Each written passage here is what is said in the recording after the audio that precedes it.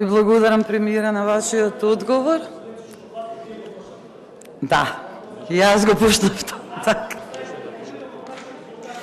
Не, значи јас нема да ви постанам дополнително прашање.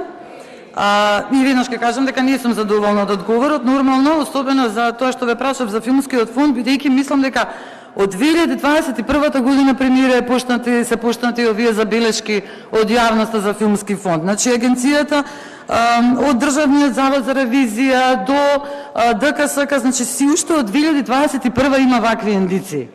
И постојано се опоменува и постојано се збори. Јас не знам што треба да се случи за да вие разрешите некое лице кое што прави сомнителни активности. Вие сте премиер, вие сте одговорни за тие назначувања. Навистина не знам после година и пол што уште треба да се случи за вие да го разрешите веде директорот на филмскиот фонд.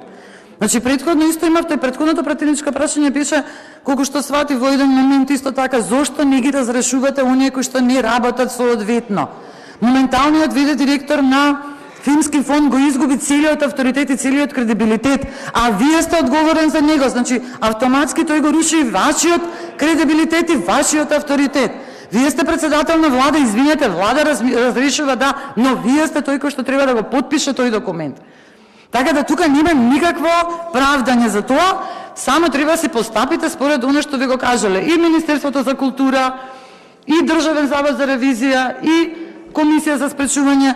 Значи сите докази и факти ги имате, само треба на владина седница да ја донесете одлуката, ништо друго. И на тој начин можеби ќе го заштитите и самиот директор, можеби не е крив човекот, но вака излегува дека е крив. Ќе ја заштитите институцијата Агенција за филмски фонд, за филмска дејност, и ќе ги заштитите средствата на граѓаните кои што се трошат во таа институција. Во однос на дополнувањето, јас само ќе ви кажам дека Европската унија многу убаво ги детектирала проблемите кои што се во културата, а парцијални заштити во однос на културното наследство не значат ништо, тоа се само вака мали како некои проблесоци дека нешто се работи, но не се работи. Јас само ќе ве потсетам дека јас ви го поставив прашањето за состојбата на старата Скопска чаршија, за кое што добив некој ни мој ни твој одговор, да не познат сторител. Така да немојте да се фалите со заштитата на културно наследство, бидејќи треба многу. И затоа беше прашањето поврзано со стратегијата, бидејќи немате стратегија што правите и се прават некои работи, но и тоа што се прави не се гледа. А да не збориме за тоа што не се прави, што е оставено да пропаѓа, особено во областа на културното наследство.